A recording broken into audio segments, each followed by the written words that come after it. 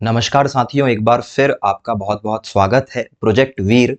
मैं हूं राम रघुवंशी, जहां हम डिस्कस करने वाले हैं इंटरनेट का चैप्टर नंबर 2। दोस्तों, पिछले क्लास में हमने इंटरनेट की क्लास नंबर 1 लगाई थी, जिसमें हमने बहुत सारे बेसिक फंडामेंटल को समझा था। आई होप कि आपने उस क्लास को एंजॉय किया होगा और आपकी एक अंडरस्टैंडिंग इंटरनेट वाले टॉपिक में बन गई होगी। आज के इस क्लास में हम इंटरनेट की उसी सब चीजों को आगे डिस्कस करने वाले हैं। दोस्तों, इस क्लास में आगे चलने से पहले मैं आपको एक बेसिक फंडामेंटल समझाना चाहता हूं। देखिए दोस्तों, ये जो इंटरनेट है, ये पूरा का पूरा इंटरनेट मतलब कि पूरा का पूरा जो नेटवर्क है, यह नेटवर्क कंप्यूटर के द्वारा संचालित होता है। ये कोई बात छुपी हुई नहीं है, ये सबको पता है। और ये भी बात हम जानते हैं कि इंटरनेट जो है ये रन होता है किसके द्वारा? कंप्यूटर्स के द्वारा। और दोस्तों, जो कंप्यूटर्स होते हैं ना, ये कंप्यूटर एक प्रकार की मशीन है। और दुनिया में जो भी मशीन है, दुनिया में कोई भी मशीन जो होती है दोस्तों, वह है बाइनरी कोडिंग मतलब कि 0101 नाम की भाषा पर चलती है। और इस भाषा को कहा जाता है दोस्तों बाइनरी। तो ये जो मशीन्स होती है ना दोस्तों, ये बाइनरी लैंग्वेज पर चलती है। लेकिन दूसरी तरफ इस कंप्यूटर को जो चलाने वाला व्यक्ति है, जो कि एक ह्यूमन है, मतलब कि एक मनुष्य है, यह इस बाइनरी लैंग्वेज को नहीं समझ पाता है। और ये जो ह्यूमन है ना दोस्तों, ये ह्यूमन चलाता है अपनी खुद की लैंग्वेज, जिसको हम कहते हैं ह्यूमन लैंग्वेज दोस्तों। तो ये जो ह्यूमन लैंग्वेज है हमारी, है ना, जो कि लेटर्स में होती है, अल्फाबेट्स में होती है ना, ये हमें समझ में आती है। अब समस्या ये है कि मशीनें हमारी भाषा नहीं समझ पाती और हम मशीनों की भाषा को समझ नहीं पाएंगे। और अगर हम एक दूसरे को समझ भी लें तो प्रॉपर अंडरस्टैंडिंग डेवलप नहीं हो पाएगी दोस्तों। ठीक है, अब देखिए, इस बात को समझना कि ठीक है, एक दफा कंप्यूटर हमारी बात तो फिर भी समझ जाए, लेकिन हम इस बाइनरी कोडिंग को नहीं समझ पाएंगे। ओके, इसका मतलब है कि इस इंटरनेट में जो भी चीजें चलाई जा रही है वो सब 0101 के फॉर्मेट में है। जैसे एग्जाम्पल के लिए मान लो कि कोई एक वेबसाइट है दोस्तों, मान लीजिए कोई एक वेबसाइट है। मैं एग्जाम्पल के लिए आपके सामने रख रहा हूं कि वो जो वेबसाइट है, उस वेबसाइट का नाम है गूगल। क्या नाम है? गूगल नाम है उस वेबसाइट का, है ना। लेकिन दोस्तों समझिएगा, ये गूगल जो टर्म आया है, ये गूगल टर्म हमारी भाषा का टर्म है ना, ये हमें समझ में आ रहा है कि ये गूगल लिखा है।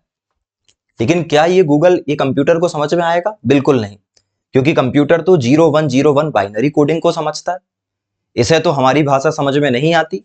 इसका ये मतलब है दोस्तों कि ये जो गूगल लिखा हुआ है, ये गूगल इस कंप्यूटर के लिए गूगल नहीं है, बल्कि इस कंप्यूटर के लिए ये जो गूगल है ये कोडिंग है। अब ये कोडिंग हो सकती है कि 01100110 ऐसी कुछ हो जाए, और ये भाषा किसको समझ में आएगी? कंप्यूटर को। अब अगर मैं आपके सामने ये 0110 लिख दूं, क्या आप इसे याद रख पाएंगे लंबे समय तक? क्या आप ऐसी हजारों वेबसाइट याद रख पाएंगे? नहीं।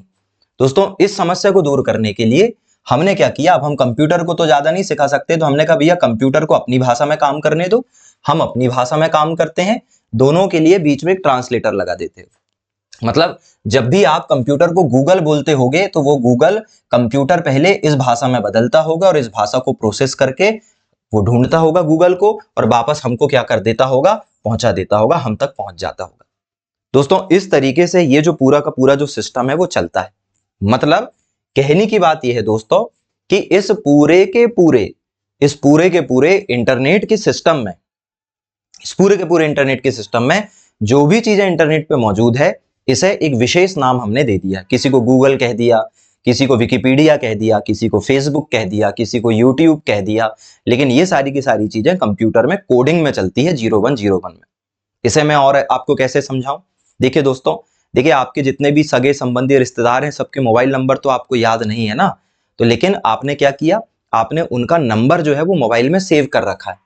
इससे मोबाइल चलाना आसान हुआ, इससे ये पहचानना भी आसान हुआ, इससे पहचानना भी आसान हुआ कि जिस तरीके से, मतलब इससे पहचानना आसान हो गया ना भाई कि किसका नंबर आ रहा है, किसकी कॉलिंग आ रही है। समझ रहे हैं ना आप? अगर नंबर याद करना होता तो आप 2 4 10 नंबर याद भी कर सकते हैं, लेकिन हजारों नंबर याद नहीं कर सकते। बिल्कुल उसी तरह दोस्तों, इंटरनेट को आसान बनाने के लिए हमने शुरू किया डोमेन नेम सिस्टम और रजिस्ट्रेशन। मतलब अगर इंटरनेट पर हमें कोई भी वेबसाइट बनानी है तो हमें उसका एक नाम और उसका रजिस्ट्रेशन करवाना होता है और इसे कहा जाता है डोमेन नेम सिस्टम, मतलब कि डीएनएस। और डीएनएस एक प्रकार का फोन बुक होता है दोस्तों। फोन बुक का क्या मतलब है? फोन बुक का मतलब होता है बिल्कुल वही, जैसे आपके कॉन्टेक्ट में आप नंबर सेव करते हो ना, वैसे इंटरनेट पर इन वेबसाइट का एक नाम रजिस्टर कर लिया जाता है, जिससे आसान होता है ना। जैसे देखो www.example.com, दरअसल ये क्या रहा होगा? 192.0.2.1। कैसे याद होगा ये 192.0.2.1? इससे बेहतर है कि हम उसको नाम दे दें example.com, है ना। तो ये जो सिस्टम है दोस्तों, ये कहलाता है क्या? आपका डोमेन नेम सिस्टम। देखिए आज की हमारी पढ़ाई जो है उसकी शुरुआत हम कर रहे हैं डीएनएस से।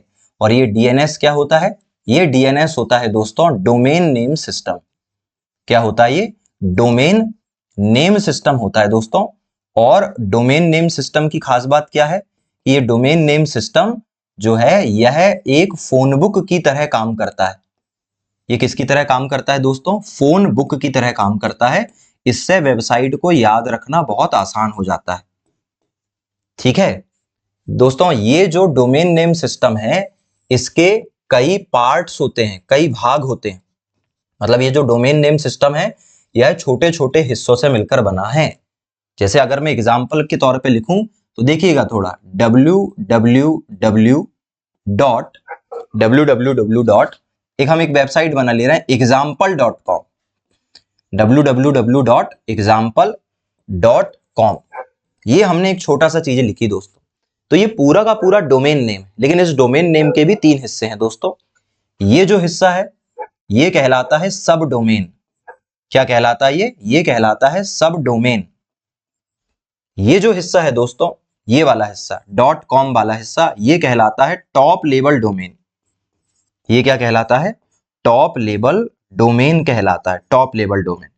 और ये जो बीच वाला हिस्सा आपको दिख रहा है दोस्तों, ये बीच वाला हिस्सा जो आपको दिख रहा है एग्जाम्पल, जो कि आपकी वेबसाइट का नाम है, ये है आपका मेन डोमेन या फिर आपका क्या है?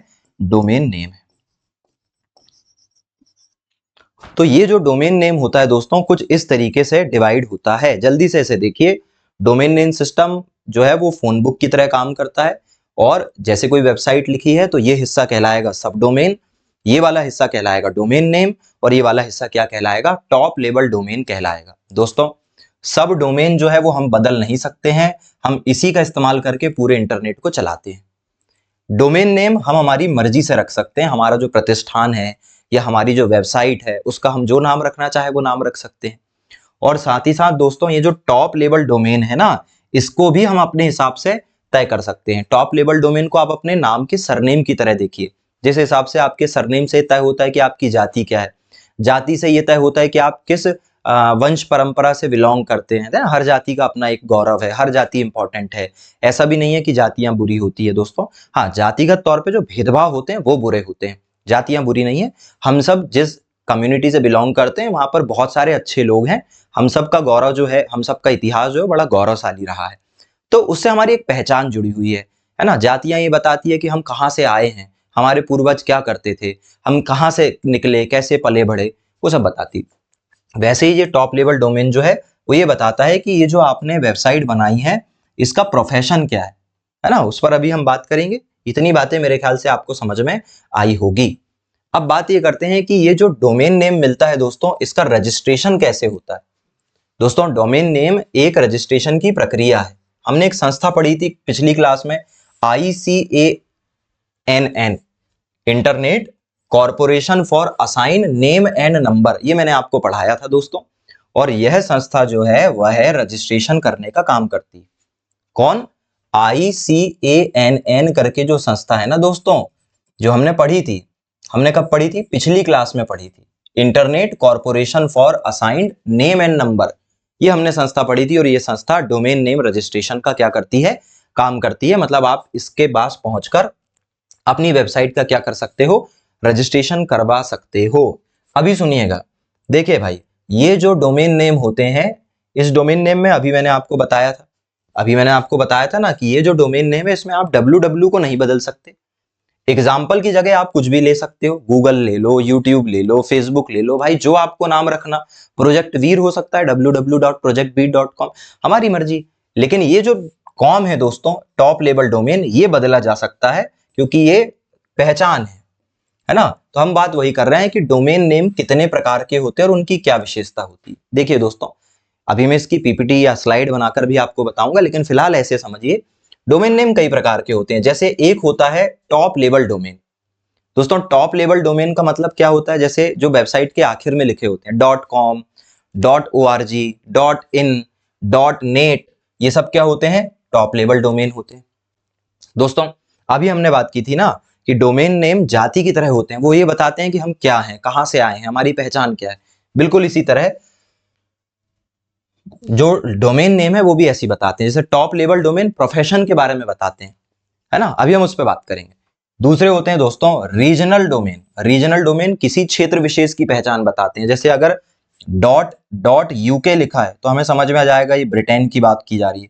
.ca लिखा है तो कनाडा की बात हो रही है।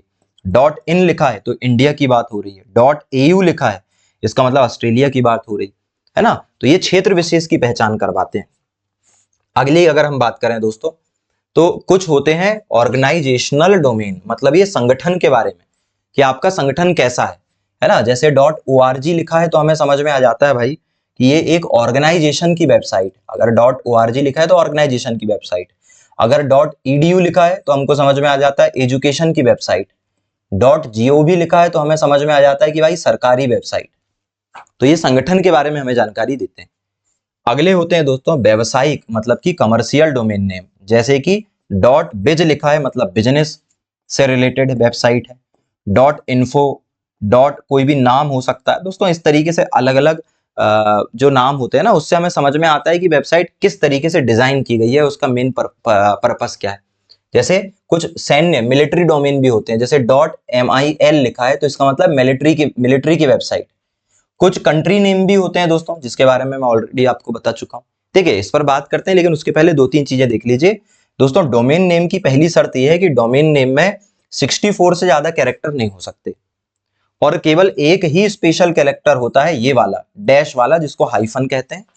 और डोमेन नेम सेंसिटिव केस का मामला नहीं होता। ये तीनों का मतलब क्या है, इसका ये मतलब है दोस्तों कि जब भी आप वेबसाइट में डोमेन नेम बनाते हो तो 64 कैरेक्टर से ज्यादा आप बड़ा नाम नहीं रख सकते।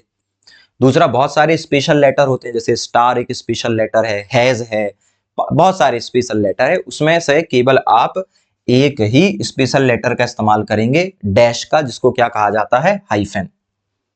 और दोस्तों डोमेन नेम जो होता है वो एक प्रकार का सेंसिटिव केस का मामला नहीं होता। जैसे आपके पासवर्ड जो होते हैं ना, वो सेंसिटिव केस होते हैं कि अगर आपने पहला लेटर जो है वो कैपिटल रखा और बाकी लेटर स्मॉल रखे हैं, तो जब तक आप इस तरीके का कॉम्बिनेशन नहीं डालेंगे तब तक वो पासवर्ड नहीं माना जाएगा, है ना। लेकिन यहाँ ऐसा नहीं है। आपने मान लीजिए जैसे गूगल है तो गूगल ने अपने आप को ऐसे रजिस्टर करवा लिया, लेकिन अगर आपने जो है वो छोटे लेटर में सर्च कर लिया तो भी यह गूगल ही माना जाएगा, क्योंकि ये बहुत बड़ा सेंसिटिव केस का मामला नहीं है ना। तो मेरे ख्याल से ये सब बातें आपको समझ में आई होगी।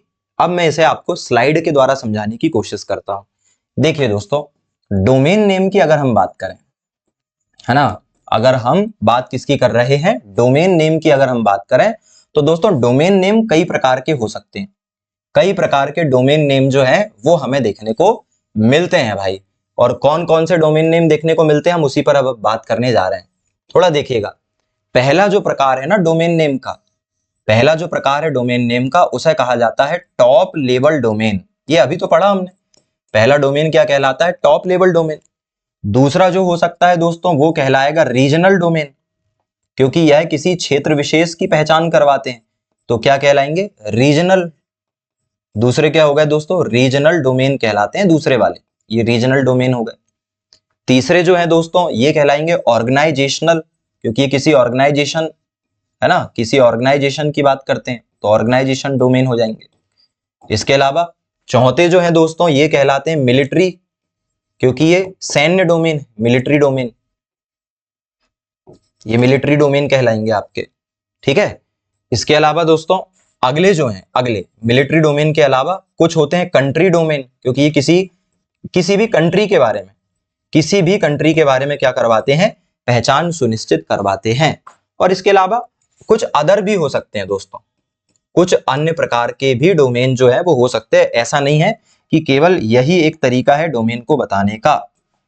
ओके, देखिए टॉप लेवल डोमेन की बात करूं तो टॉप लेवल डोमेन में कुछ भी हो सकता है, जैसे .com टॉप लेवल डोमेन हो गया, है ना। .com क्या हो गया, टॉप लेवल डोमेन। इसके अलावा .net हो गया, .in हो गया, ये सब टॉप लेवल डोमेन है दोस्तों, नॉर्मली आप रख सकते हो। रीजन की बात करें तो जैसे मान लीजिए अब कोई रीजन है, जैसे निमाड़ एक रीजन है, तो हमने निमाड़ का एक टॉप लेवल डोमेन बना दिया, है ना। या फिर हमने कहा भैया बस्तर एक जगह है, तो हमने बस्तर का बना लिया। या फिर एक जगह है हमारे यहाँ मालवा, तो हमने मालवा का बना लिया। इस तरीके से रीजन के बारे में हमें क्या देते हैं, जानकारी देते हैं। ऑर्गेनाइजेशन की बात करें तो जैसे मान लो कोई गवर्नमेंट ऑर्गेनाइजेशन है तो उसमें .gov लिखा रहेगा। अगर कोई एजुकेशनल है तो उसमें edu लिखा रहेगा, है ना। इस तरीके से ऑर्गेनाइजेशन वाले होते हैं। मिलिट्री में दोस्तों .military लिखा रहता है, .military। कंट्री की बात करें तो .uk हो सकता है, .usa हो सकता है, .australia में au हो सकता है। अदर की अगर हम बात करें, जैसे बिजनेस है तो .biz हो जाएगा दोस्तों, इंफॉर्मेटिव है तो .info हो जाएगा। तो इस तरीके से जो है दोस्तों डोमेन नेम कई प्रकार के हो सकते हैं और इसके लिए कोई बाध्यता नहीं है, हमें जो रखना हम वो रख सकते हैं इसका नाम। लेकिन जब भी डोमेन नेम बनाया जाता है ना दोस्तों, तो इस बात का ध्यान रखा जाता है कि आप जो काम करते हो आप वैसी डोमेन नेम रखो, ताकि आपके लोग इजीली पहचान पाए कि आपकी वेबसाइट वो है या नहीं है। जैसे मान लो मैंने एक एजुकेशनल वेबसाइट बनाई, तो मैं उस एजुकेशनल वेबसाइट का जो डोमेन नेम है वो लास्ट में .edu रख दूंगा, ताकि दूर से ही समझ में आ जाए कि मेरी वेबसाइट का पर्पस एजुकेशन से रिलेटेड है। अगर मैं बिजनेस चलाता हूं तो बिज, अगर ब्रिटेन की साइट है तो यूके। इस तरीके से मैं बना सकता हूं ताकि लोगों को देखकर समझ में आ जाए कि वेबसाइट कौन सी है। ठीक है, तो आपको ये सारी की सारी बातें समझ में आई होगी। बस आप एक सेकंड रुके, फिर हम आगे चलते हैं।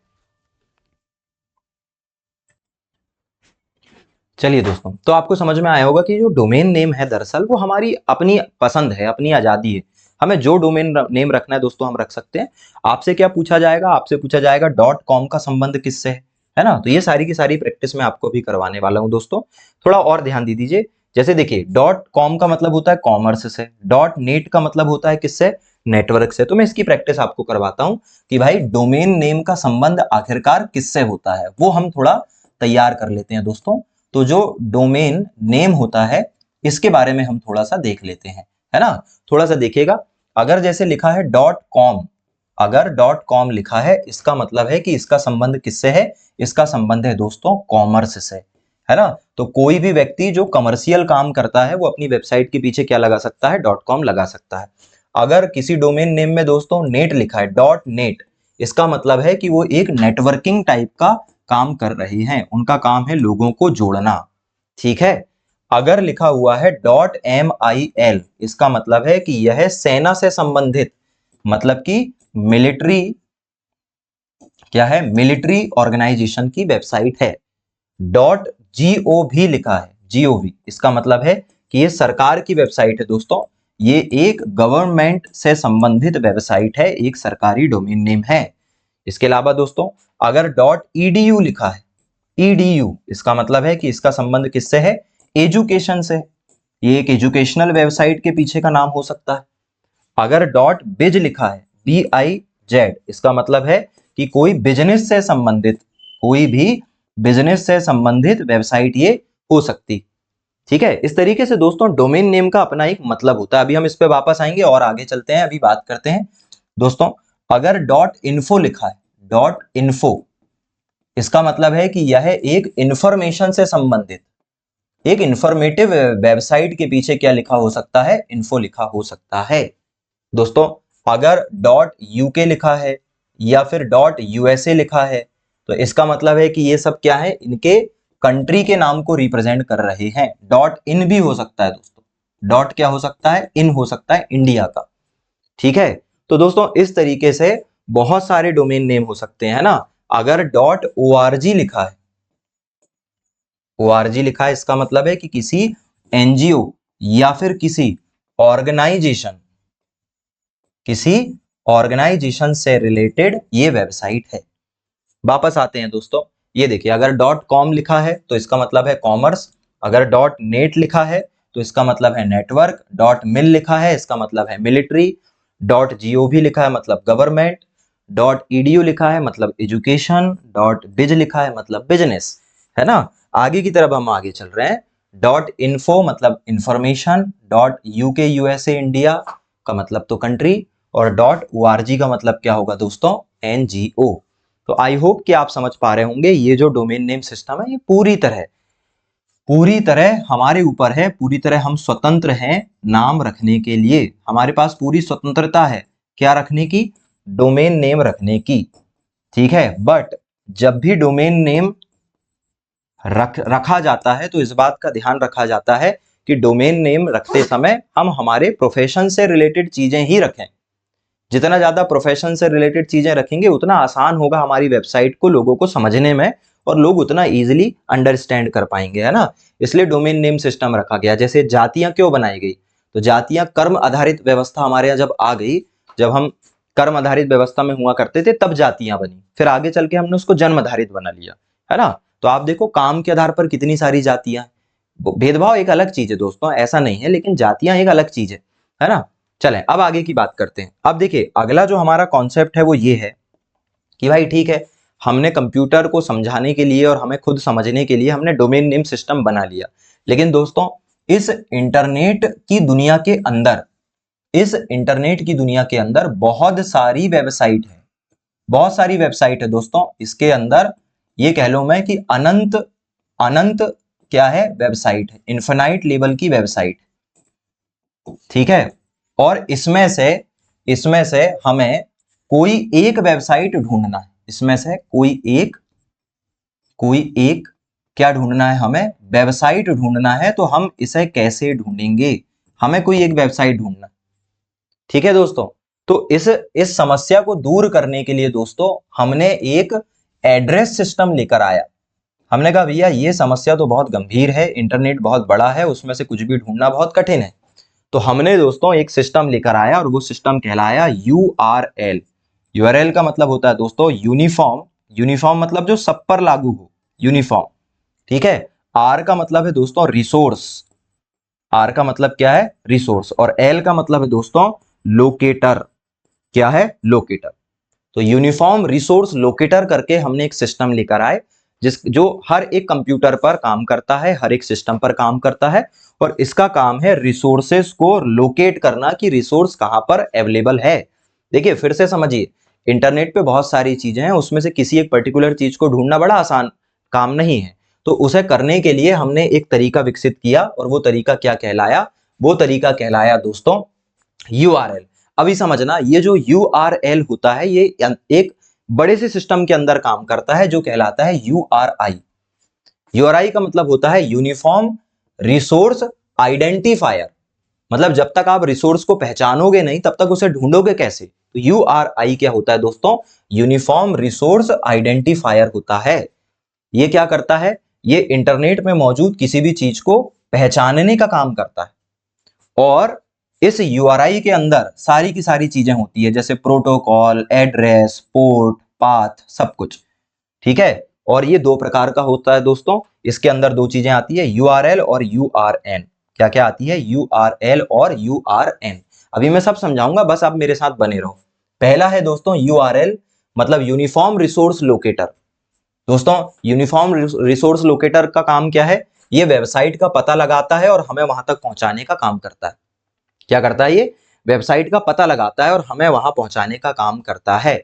देखिए जैसे ये एक चीज लिखी हुई है, ये आपके सामने एक पूरा का पूरा ये कुछ लिखा हुआ है, इसे आम बोलचाल की भाषा में आप क्या बोलते हो, लिंक बोलते हो, लिंक। लेकिन इसे कंप्यूटर की भाषा में क्या कहा जाएगा, इसे कहा जाएगा URL, यूनिफॉर्म रिसोर्स लोकेटर। दोस्तों अगर ये लिंक मैंने आपको भेज दी और आपने क्लिक की तो आपको मैं जहां पहुंचाना चाहूं इंटरनेट के अंदर वहां पहुंचा सकता हूं, ठीक है। देखिए इसे अच्छे से देखिए, इसका हर एक हिस्सा अलग अलग चीजों से मिलकर बना है। जैसे HTTP जो है ये प्रोटोकॉल है, www क्या है दोस्तों, ये सब डोमेन है। एग्जाम्पल क्या हो गया, डोमेन। .com क्या हो गया, टॉप लेवल डोमेन। उसके बाद ये आगे की चीजें दोस्तों, ये पाथ है। उसके बाद ये आगे की चीजें दोस्तों क्वेरी, स्ट्रिंग और एंकर है। मतलब कुल मिलाकर दोस्तों अगर इसमें कोई भी व्यक्ति क्लिक करेगा तो वो सीधे इंटरनेट के उस दरवाजे तक पहुंच जाएगा जहां हम उसे पहुंचाना चाह रहे हैं। और ये जो URL है, ये URL बहुत सारी चीजों से मिलकर बनता है। जैसे इसमें प्रोटोकॉल होता है, जैसे इसमें डोमेन नेम सिस्टम इसी के अंदर शामिल होता है, इसके अलावा दोस्तों इसके पास क्या होता है, रास्ता। इसके पास क्या होती है, सोचने के लिए, मतलब ढूंढने के लिए क्वेरी स्ट्रिंग होती है, इसके पास क्वेरी स्ट्रिंग। तो ये तमाम चीजों की बात है ना। और इसके अलावा एक और होता है दोस्तों, एंकर, है ना। ये सारी की सारी चीजें मिलकर क्या कहलाती है, URL कहलाती है। अभी आगे चलिए, अभी मैं आपको पूरा समझाने वाला हूं। अब देखिए URL जो होता है ना दोस्तों, ये थोड़ा सा अलग है। URL का काम होता है कि ये बताना कि फाइल कहां पर है और उसे हम कैसे प्राप्त करें। जबकि अभी देखिए मैं इसको ऐसे समझाता हूं आपको, एक स्लाइड हम बनाते हैं और फिर हम उस पर बात करते हैं, है ना। देखिए ये मैंने स्लाइड बना ली और मैंने कहा भाई ये इंटरनेट है आपका, ये इंटरनेट है ना, ये क्या है आपका, इंटरनेट। और इस इंटरनेट के अंदर दोस्तों मैं चला रहा हूं यूट्यूब। क्या चला रहा हूं, यूट्यूब चला रहा हूं दोस्तों। और इस यूट्यूब के अंदर, इस यूट्यूब के अंदर मैं चला रहा हूं प्रोजेक्ट वीर का यूट्यूब चैनल। क्या चला रहा हूं, प्रोजेक्ट वीर का यूट्यूब चैनल में दोस्तों चला रहा हूं। ओके।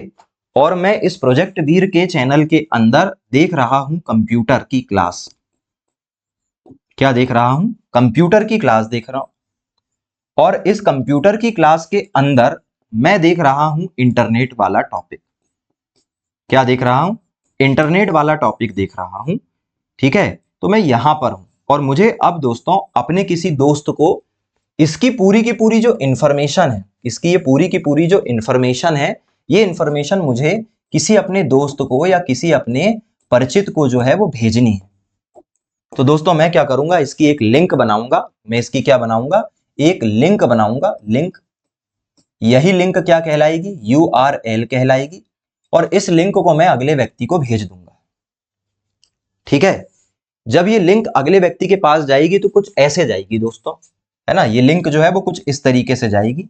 ये लिंक जाएगी http://www.youtube.com, youtube.com/projectbeer,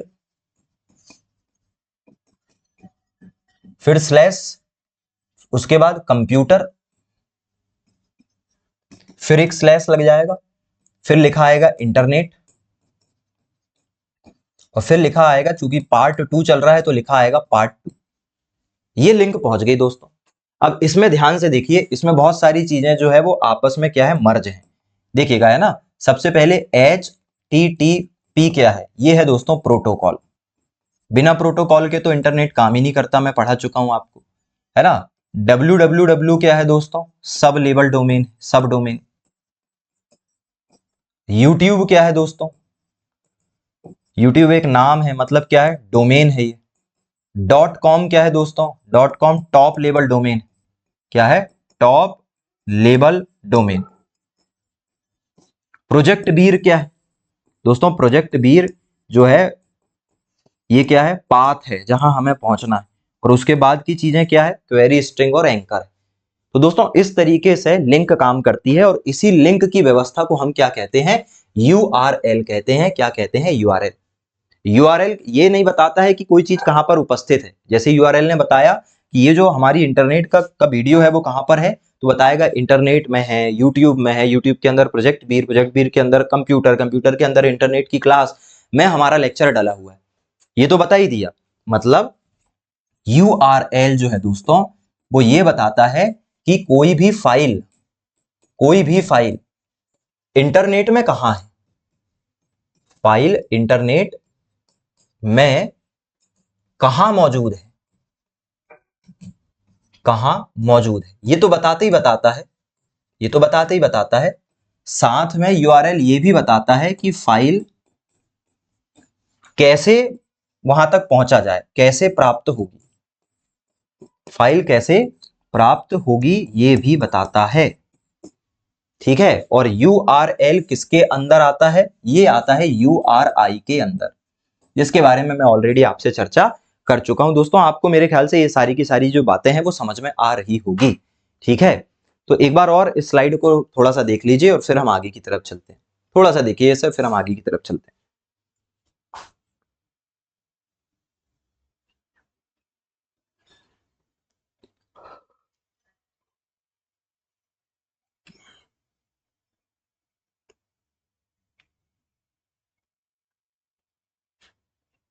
चलिए दोस्तों, अब हम इसके आगे की बात करने के लिए तैयार हैं और आगे की बात हम करते हैं। अब देखिए दोस्तों, अब हमें ये बात करनी है कि भाई इंटरनेट तो ठीक है, अभी तक हमने देखा इंटरनेट क्या होता है। पिछले क्लास में हमने फादर ऑफ इंटरनेट पे बात कर ली, फिर हमने बात करा कि इंटरनेट किन प्रोटोकॉल्स पर चलता है, फिर हमने बात कर ली कि इंटरनेट का डोमेन नेम सिस्टम क्या होता है, फिर हमने बात कर ली कि URI URL क्या होता है। अब हम बात कर रहे हैं क्रोनोलॉजी पर, ये जो इंटरनेट हम तक पहुंचा, कैसे पहुंचा, है ना, इंटरनेट का विकास कैसे हुआ। उसे समझने से पहले दोस्तों ये बताइए आप कि इंटरनेट जो है वो आखिरकार हमने बनाया क्यों। दोस्तों, हमने जो ये इंटरनेट बनाया है ना, ये इंफॉर्मेशन के लिए बनाया है। हम इंफॉर्मेशन भेजना चाह रहे थे और इसलिए इंटरनेट बना। तो इंटरनेट की शुरुआत जो होती है दोस्तों वो 1940 से होती है, 1940। और क्लाउड सेनन नाम के व्यक्ति थे जिन्होंने सूचना सिद्धांत की थ्योरी दी थी।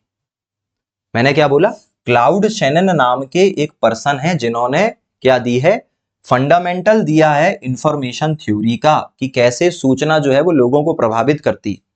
आगे चलकर दोस्तों उसी साल जेसी लिकलाइडर ने एक नेटवर्क बनाने की बात करी थी जो क्या कहलाया, गैलेक्सी नेटवर्क कहलाया।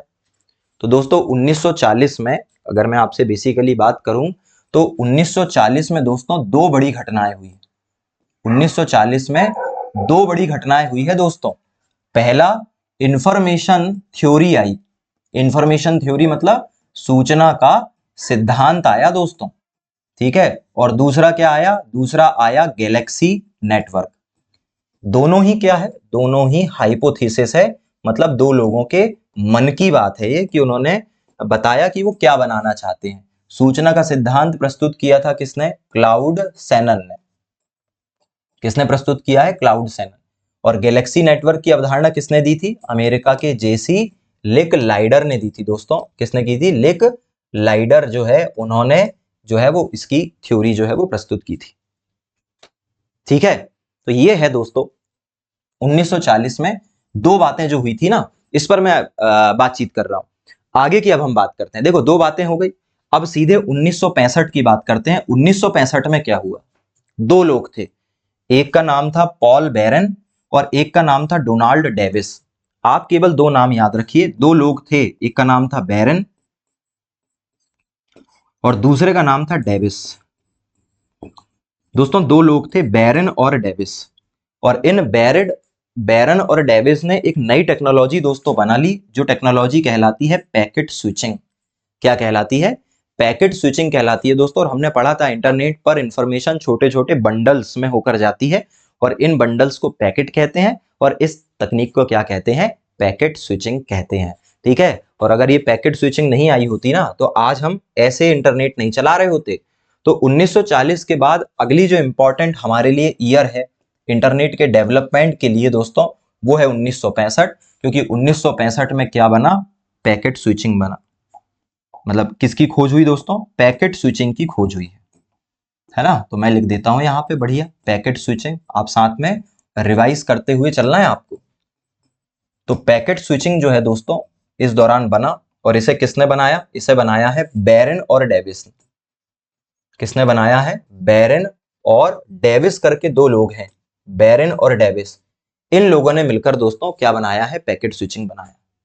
तो अभी तक हम तीन सन देख चुके हैं। 1940 में सूचना का सिद्धांत आया दोस्तों, 1940 में गैलेक्सी नेटवर्क आया, सूचना का सिद्धांत क्लाउड सेनन ने दिया और जेसी लिकलाइडर ने गैलेक्सी नेटवर्क की बात कही दोस्तों। इसके अलावा अगर हम देखें तो 1965 में पैकेट स्विचिंग आई, और पैकेट स्विचिंग के बारे में किसने हमें बताया, बैरन डेविस और डोनाल्ड,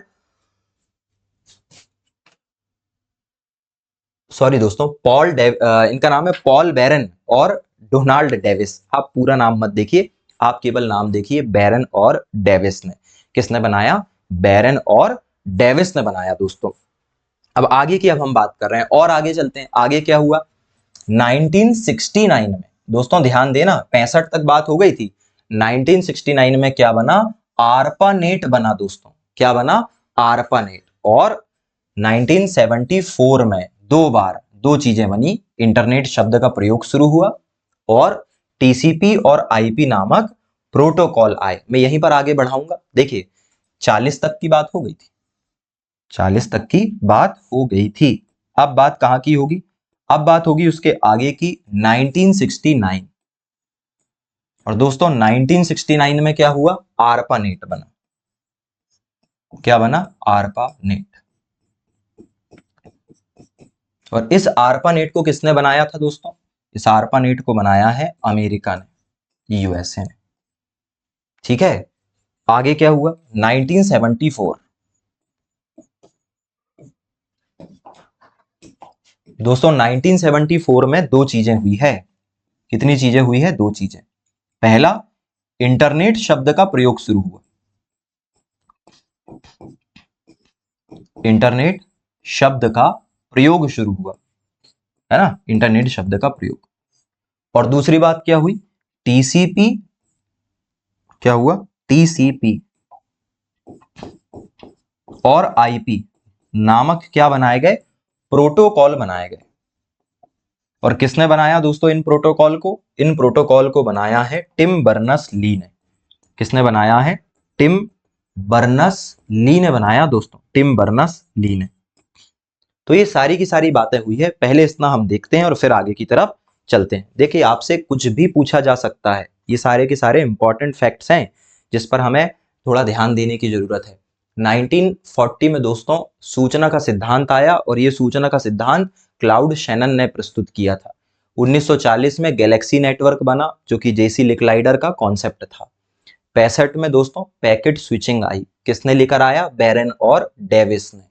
69 में आरपा नेट बना, अमेरिका का है, ये पहला इंटरनेट माना जाता है ना, या इसे हम क्या बोल सकते हैं? फर्स्ट नेटवर्क है ये दुनिया का, है ना? यहीं से तो इंटरनेट की शुरुआत हुई। फिर 74 में इंटरनेट नामक शब्द आया और टीसीपी और आईपी जो है दोस्तों ये भी इसी दौरान बने हैं। हम यहां तक देख चुके थे, अब आगे की तरफ चलते हैं। दोस्तों इसी दौरान, इसी 70 से 80 के बीच में दो लोग आए, बिंटन ग्रे सर्फ और रॉबर्ट कोहन। इन्होंने भी टीसीपी आईपी में योगदान दिया। आगे चल के दोस्तों 1989 में डब्ल्यू बना। कब? 1989 दोस्तों, अगला ईयर है 1989 जिसमें क्या बना? डब्ल्यू टिम बर्नस ली के द्वारा इसे बनाया गया था। किसने बनाया था? टिम बर्नस ली ने। और 1994 में दोस्तों W3C बना। क्या बना? W3C। चलिए इसमें ही अपडेट कर देते हैं, आगे की तरफ चलते हैं।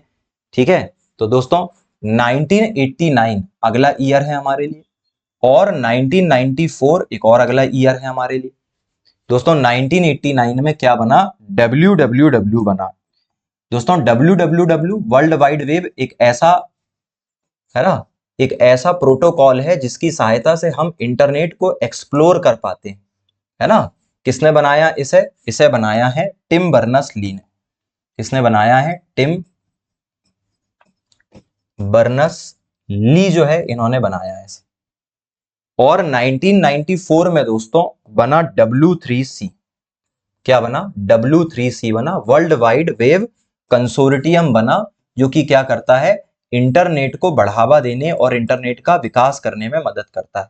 इंटरनेट की एक संस्था है दोस्तों, मैं ऑलरेडी इसके बारे में आपको क्या कर चुका हूं? पढ़ा चुका हूं। ठीक है, तो दो चीजें और याद रख लीजिए, 1989 और 1994। जल्दी से इसे देखिए और फिर हम आगे की तरफ बढ़ते हैं।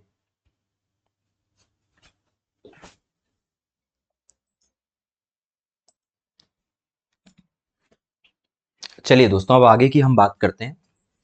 देखिए, ये सारी की सारी बातें हम ऑलरेडी देख चुके हैं, हम इसे फाइनलाइज करते हैं।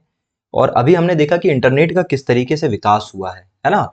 अब देखिए 1995 के बाद इंटरनेट की जो विकास की जो गति है ना, वो बहुत तेजी से बढ़ जाती है ना? थोड़ा इस पर थोड़ा नजर डालिएगा आप, तब आपको बेहतर तरीके से समझ में आएगा कि कैसे इंटरनेट की जो गति है वो बढ़ गई।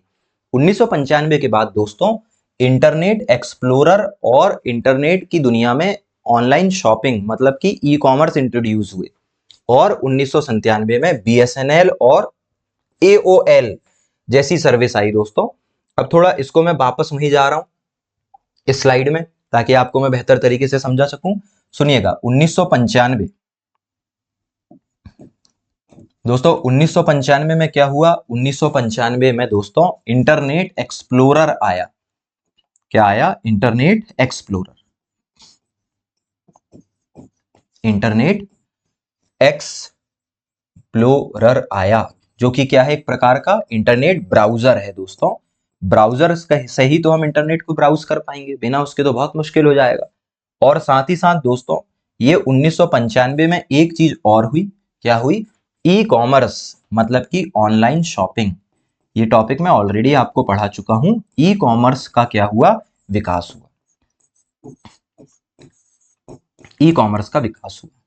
ठीक है, आगे चल के दोस्तों 1997 में दोस्तों VSNL आया। क्या आया, VSNL। और इसी ने भारत में इंटरनेट की शुरुआत की है ना। VSNL ने क्या किया, भारत में शुरुआत की, किसकी, इंटरनेट की। ठीक है, और AOL जैसी सर्विस आई दोस्तों। AOL जैसी सर्विस भारत में इंटरनेट सर्विस, अमेरिका में इंटरनेट सर्विस प्रोवाइडर की तरह क्या करती है, काम करती है। ठीक है, इस तरीके से दोस्तों जो इंटरनेट है ना, इसकी दुनिया में बहुत सारी की सारी चीजें जो है वो हुई है। और अगर हम बात करें तो क्या हुआ, देखिए 2004 दोस्तों फेसबुक की स्थापना हुई, है ना। इससे इंटरनेट और तेज आगे बढ़ गया। 2009 व्हाट्सएप बना, 2020 स्टार लिंक बना। ठीक है दोस्तों, और ये इंटरनेट का सबसे लेटेस्ट स्वरूप है। देखिए हमने तो हमारी स्लाइड बना ली और हम इसी स्लाइड से पूरा का पूरा अभी रिवीजन भी करने वाले हैं, तो आपको बिल्कुल परेशान होने की आवश्यकता नहीं है। थोड़ा सा ध्यान दीजिएगा, दो तीन चीजें और देख लो आप। 2004 एक हमें देखना है, 2009 और 2020, तीन चीजें अगर आप देख लेंगे तो आपको बहुत आसानी से टॉपिक समझ में आ जाएगा। देखिए ये जो 2004 है, यहां पर फेसबुक बना। ठीक है, 2009 व्हाट्सएप बना, और 2020 स्टार लिंक बना। ठीक है, देखिए दोस्तों फेसबुक जो है, ये तो आपको पता ही है, मार्क जुकरबर्ग। नहीं भी पता तो अब पता चल जाएगा आपको। मार्क जुकरबर्ग की जो है कंपनी है, इसकी कंपनी का नाम वैसे मेटा हो गया है, मेटा के अंदर आता है फेसबुक। दोस्तों व्हाट्सएप भले पहले किसी का था, लेकिन अब ये भी किसकी कंपनी है, मेटा की। और स्टार लिंक जो है दोस्तों, ये एक प्रकार की सैटेलाइट, ये एक प्रकार की सैटेलाइट से इंटरनेट प्रोवाइड करने वाली कंपनी है ना। सैटेलाइट से इंटरनेट देने वाली प्रोवाइडर कंपनी है। मतलब इसके लिए टावर लगाने की जरूरत नहीं है दोस्तों, ये बिल्कुल इंटरनेट का जो देने का इसका तरीका है, ये सैटेलाइट से है। और इसे बनाया है किसने, एलन मस्क ने। ये किसकी कंपनी है, एलन मस्क की क्या है, कंपनी, एलन मस्क। ठीक है, ई आएगा, ए आएगा, जो आपको लिखना वो आप लिख सकते हो। तो चलिए एक बार पूरा का पूरा हम रिवाइज करते हैं कि हमने किस तरीके से देखा इंटरनेट का डेवलपमेंट, और वो भी हमारी अपनी स्लाइड से। ठीक है, 1940 दोस्तों, 1940 में दो चीजें हुई। क्लाउड सैनन ने क्या दिया, अपना सूचना का सिद्धांत दिया, और जेसी लेक्लाइडर ने क्या दिया साथियों, गैलेक्सी नेटवर्क बनाया। आपसे पूछा जा सकता है ना, गैलेक्सी नेटवर्क कब बना, किसने बनाया, सूचना का सिद्धांत किसने दिया था, कब दिया था, इसलिए बहुत इंपॉर्टेंट है ये, है ना। 65 में क्या हुआ, पैकेट स्विचिंग आया। और पैकेट स्विचिंग कौन लेकर आया था, बैरन डेविस, बैरन और डेविस लेकर आए थे। अगला क्या देखना है हमें, अगला देखना है 1969। और दोस्तों 1969 में क्या बना, आर्पानेट बना, जो कि अमेरिका ने बनाया था, अमेरिका के डिफेंस डिपार्टमेंट ने बनाया था दोस्तों, और ये दुनिया का पहला नेटवर्क था दोस्तों। उसके बाद 1974 में इंटरनेट शब्द का पहली बार प्रयोग किया गया, और टीसीपी और आईपी नामक प्रोटोकॉल बनाए गए। और इसे किसने बनाया था, टिम बर्नर्स ली के अलावा बिंटन ग्रे सर्फ ने भी बनाया था, है ना। इनका भी नाम देख लो भाई, क्रेडिट सबको देना पड़ता है अपन को। बिंटन ग्रे सर्फ और रॉबर्ट ब्राउस भी थे इसमें शामिल। तो इन तीन लोगों ने मिलकर बनाया था क्या, टीसीपी और आईपी। अगर ये नहीं बना होता तो आज हम इतने अच्छे से इंटरनेट नहीं चला रहे होते। तो 1940 से लेकर 1974 मेरे ख्याल से आपको चीजें समझ में आई होगी। अब हम आगे चलते हैं। देखिए 89 में क्या हुआ दोस्तों, 1989 में WWW मतलब कि वर्ल्ड वाइड वेब बना, है ना। WWW का फुल फॉर्म तो यार पता होगा, मैं पढ़ा चुका हूं आपको, वर्ल्ड वाइड वेब, है ना, ये बना। और इसे भी किसने बनाया, टिम बर्नर्स ली ने बनाया। 1994 में दोस्तों W3C world wide web consortium बना, जो कि इंटरनेट की मानक तय करने वाली, इंटरनेट को बढ़ावा देने वाली एक प्रमुख संस्था है। 1995 दोस्तों दो बड़ी घटनाएं हुई। एक तो इंटरनेट एक्सप्लोरर नाम का ब्राउजर बनाया। किसने बनाया? ये माइक्रोसॉफ्ट ने बनाया था दोस्तों। किसने बनाया था? माइक्रोसॉफ्ट कंपनी ने बनाया था। और ई कॉमर्स का विकास हुआ। पहली ई कॉमर्स कंपनी क्या बनी? अमेजॉन। क्या बनी दोस्तों? अमेजॉन और ईबे, ये दो कंपनियां बनी दोस्तों, जो कि शुरुआती समय की ई कॉमर्स क्या थी? कंपनी थी। जल्दी से देख लीजिए। 1997 में VSNL आया, जो कि भारत में इंटरनेट प्रोवाइड करता था, और अमेरिका में AOL। AOL उनका सर्विस प्रोवाइडर है। जैसे हमारे यहाँ जियो इस समय इंटरनेट सर्विस प्रोवाइडर है, एयरटेल है, वैसे अमेरिका में उस समय कौन हुआ करता था? AOL, है ना। तो थोड़ा सा ध्यान दीजिएगा, ये AOL कंपनी जो है वो क्या है? सर्विस प्रोवाइडर है। आगे की बात करते हैं। 2004 में दोस्तों फेसबुक बना। 2009 में दोस्तों व्हाट्सएप बना, और दोनों ही मार्क जुकरबर्ग की मेटा कंपनी के अंतर्गत आते हैं। 2020 में दोस्तों एलन मस्क की कंपनी ने स्टार लिंक बनाया, जो कि सैटेलाइट से इंटरनेट प्रोवाइड करने वाली पहली कंपनी है दोस्तों, और ये बहुत ही रेवोल्यूशनरी काम है। ठीक है, अब हम आगे चलने के लिए और बढ़ सकते हैं। तैयार हैं हम आगे बढ़ने के लिए? चलिए थोड़ी और बातचीत हम आज करते हैं। देखिए दोस्तों, अब हम बात करते हैं कि भाई सबसे बड़ा कंफ्यूजन लोगों को ये होता है, और आपसे पूछा भी जाएगा कि क्या www मतलब कि वर्ल्ड वाइड वेब और इंटरनेट एक ही चीज होती है या अलग अलग चीज होती है? दोस्तों ये आपसे पूछा जाएगा, है ना, कि वर्ल्ड वाइड वेब एक ही चीज है या अलग अलग चीज है। तो थोड़ा समझिएगा दोस्तों, दोनों का संबंध एक दूसरे से है, लेकिन दोनों ही अलग अलग चीज है। ये जो वर्ल्ड वाइड वेब होता है, आपसे पूछा जाएगा वर्ल्ड वाइड वेब और इंटरनेट एक ही है या अलग अलग? आप क्या बताएंगे? भाई वर्ल्ड वाइड वेब और इंटरनेट अलग अलग चीज है ना। इंटरनेट एक बड़ा हिस्सा है। इसे हम ऐसे समझाते हैं कि ये जो मैं बड़ा सा सर्कल आपको बनाकर दे रहा हूं, ये कहलाएगा इंटरनेट। ये है आपका इंटरनेट।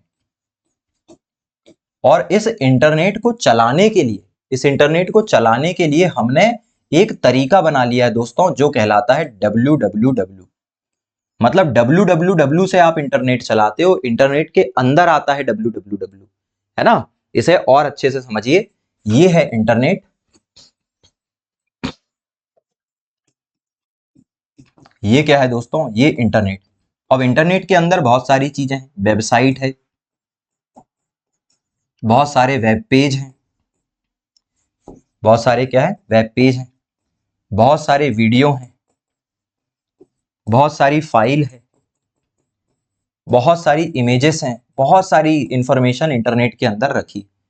और इसे चलाने के लिए हमें एक सर्वर की जरूरत है, और उस सर्वर को कहा जाता है www। और ये www इस इंटरनेट की पहुंच को हर व्यक्ति तक उपलब्ध करवाता है। अगर ये ना हो तो इंटरनेट आसानी से हम तक नहीं पहुंचेगा। ठीक है, तो दोस्तों इसलिए हम कहते हैं कि ये दोनों जो है वो काफी अलग अलग चीज है, दोनों एक ही चीज नहीं है। ठीक है, ये हमें थोड़ा समझना पड़ेगा। तो आगे की हम बात करते हैं, और देखिए अब हम बात ये करते हैं कि आखिरकार ये www काम कैसे करता है। थोड़ा इसको ऐसे समझते हैं। देखो ये है इंटरनेट,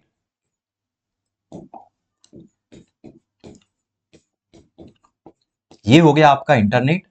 और दोस्तों इस इंटरनेट तक पहुंचने के लिए, चाहिए होता है www, क्योंकि www क्या है? एक प्रकार का सर्वर है। ओके, अब बात ये हो रही है कि ये www किसको? यूजर को। यूजर मतलब एक कॉमन जो व्यक्ति होता है, जो एक नॉर्मल सा पर्सन है, वो यूजर है। तो इस यूजर को इंटरनेट से कनेक्ट करने का काम किसका है? www का है। लेकिन ये जो दोस्तों कनेक्शन बन रहा है, ना, ऊपर जो मैंने आपको बनाते हुए दिखाया, ये जो कनेक्शन बन रहा है, ये कनेक्शन बनाने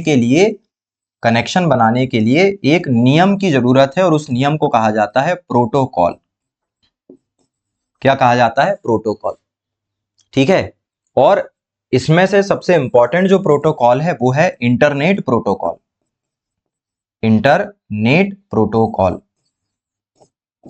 और दोस्तों ये जो इंटरनेट प्रोटोकॉल है, ये कहलाता है आईपी। इंटरनेट प्रोटोकॉल को शॉर्ट में क्या बोलेंगे? आईपी। मैंने आपको शुरुआत में भी बताया था दोस्तों कि टीसीपी और आईपी नाम के दो प्रोटोकॉल है जो इंटरनेट की जान है। टीसीपी जो है वो पहुंचाने का तरीका देखता है, डाकिया है, जबकि आईपी एड्रेस जो है वो पता बताता है। हर कोई डिवाइस जब पहली बार इंटरनेट से जोड़ी जाती है तो उसको आईपी एड्रेस मिल जाता है ना। उसी आईपी एड्रेस पे अब हम बात करने वाले हैं। इंटरनेट पर मौजूद हर डिवाइस का अपना एक पता होता है। जैसे आपका घर का अपना एक एड्रेस है ना, वैसे ही हर एक डिवाइस का अपना एक एड्रेस है जो आईपी एड्रेस कहलाता है। और इसी आईपी एड्रेस से हम एक डिवाइस से दूसरे डिवाइस में डेटा इजीली पहुंचा पाते हैं दोस्तों। और इस आईपी एड्रेस को हम क्या कहते हैं? इंटरनेट प्रोटोकॉल कहते हैं। ठीक है। और इस आईपी एड्रेस का जो एक प्रकार है वो कहलाता है आईपी वर्जन 4। क्या कहलाता है? आईपी वर्जन 4 कहलाता है। ये जो आपको दिख रहा है ये आईपी वर्जन 4 है। ठीक है। दुनिया में जितनी भी वेबसाइट है जो इंटरनेट में मौजूद है, जितनी भी फाइल है, वो ऐसे मौजूद है। हम उसको नाम दे देते हैं। ये हम याद नहीं रख सकते ना दोस्तों, आईपी एड्रेस हम याद नहीं रख सकते, इसलिए तो हमने डोमेन नेम सिस्टम शुरू किया है। तो ये आईपी एड्रेस है और इसे ध्यान से देखिए। ये जो आईपी एड्रेस है ये क्या कहलाता है? आईपी वर्जन 4 कहलाता है। मैं सेम टू सेम इस स्लाइड में लिखता हूं। ये लिखा हुआ है 192.168.1.1। ये क्या है? ये है आईपी वर्जन 4। ये इंटरनेट प्रोटोकॉल का वर्जन 4 है दोस्तों। और इसकी खास बात क्या है? इसकी पहली खास बात यह है कि इसमें 4 ब्लॉक बने हुए हैं। आप देखिए अच्छे से, इसमें 4 ब्लॉक बने हुए हैं, 1 2 3 4। दूसरी बात इसकी जो है दोस्तों, हर एक ब्लॉक में, हर एक खंड में 3 क्या होते हैं? अंक होते हैं। 3 अंक होते हैं इसमें हमेशा। और इनके बीच में, ये इसकी पहचान है, आपसे पूछा जाएगा। और इनके बीच में दोस्तों, इनके बीच में क्या लगा रहता है? डॉट लगा रहता है। इनके बीच में क्या लगा रहता है? डॉट लगा रहता है। ठीक है भाई। तीसरी बात यह है भाई कि ये जो 3 अंक होते हैं, हर खंड, हर एक ब्लॉक में 3 अंक 255 से ज्यादा नहीं हो सकते, से बड़ा नहीं हो सकता। आप उससे छोटा ही रख सकते हैं। ये नियम है दोस्तों, ये हमारे हाथ में नहीं है। ये जैसा बना है हमें वैसा ही पढ़ना पड़ेगा, बड़ा नहीं हो सकता है। ये 3 बातें। तो आईपी वर्जन 4 कुछ इस तरीके का हुआ करता था। और इसकी कुछ खास बात ये थी कि इसमें 4 ब्लॉक थे, हर ब्लॉक में 3-3 लेटर थे। और यहाँ पे 3 लेटर हो सकते हैं, 0-0 रहा होगा इसलिए उन्होंने बंद कर दिया है ना। और हर ब्लॉक में 3 लेटर 255 से ज्यादा नहीं हो सकते। ये इसकी खास बात है दोस्तों। और याद रखिएगा, ये जो 3-3 नंबर है ना, इनकी अपनी एक मेमोरी है। ये 8 बिट मॉडल पर आधारित। कितने बिट पर मॉडल है? 1 बिट मॉडल पर आधारित, 8 बिट। ठीक है। तो टोटल अगर हम मिला लें तो 8 चौके कितना हो गया? 32 बिट।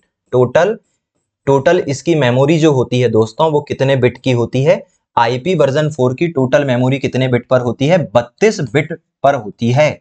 तो हम कहते हैं कि ये 32 बिट टेक्नोलॉजी पर चल रहा है। एक खंड की 8 बिट, तो चारों खंड की कितनी हो गई? 32 बिट हो गई। ओके। तो मेरे ख्याल से यहां तक आपको चीजें समझ में आई होगी। अब दोस्तों क्या है ना, हमने इसका एडवांस वर्जन प्रस्तुत कर दिया है जो कहलाता है आईपी वर्जन 6। अगला क्या कहलाता है?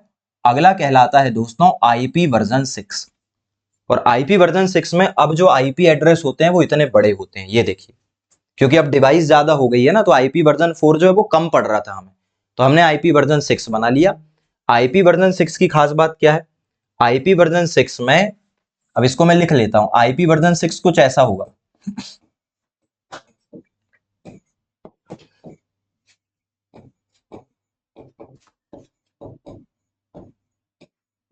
मुझे थोड़ा सा पूरा लिखना पड़ेगा दोस्तों, तब मैं आपको इसे बेहतर तरीके से क्या कर पाऊंगा? समझा पाऊंगा, है ना। इस तरीके से होता है भाई। ये जो पूरा का पूरा हम बना रहे हैं ना,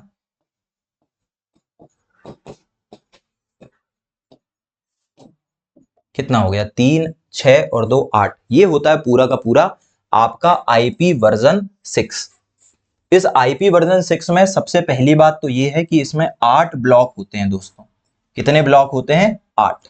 देखो अच्छे से, ये पहला, ये दूसरा, ये तीसरा, चौथा, पांचवा, छठवा, ये 7वां, ये 8वां, 8 ब्लॉक होते हैं। दूसरी बात क्या है? दूसरी बात यह है कि हर ब्लॉक में, हर खंड में 4 अंक होते हैं, सही बात है, जो अंक भी हो सकते हैं, अंक और अक्षर दोनों हो सकते हैं। वर्जन 4 में दोस्तों अल्फाबेट नहीं चलते थे, यहां पर आपने अल्फाबेट भी जोड़ दिया, तो अब आप और ज्यादा मशीनों को नाम दे सकते हो, है ना। और इसके अलावा दोस्तों इसमें क्या लगाया जाता है, कोलन, इस चिन्ह को क्या कहा जाता है, कोलन कहा जाता है। कोलन का प्रयोग करते हैं, किसका प्रयोग करते हैं, कोलन का प्रयोग करते हैं। इसकी मेमोरी की बात कर लेते हैं भाई, इसकी मेमोरी कितनी होती है, देखिए यहां सब लिखा है, आप एक बार पढ़िएगा।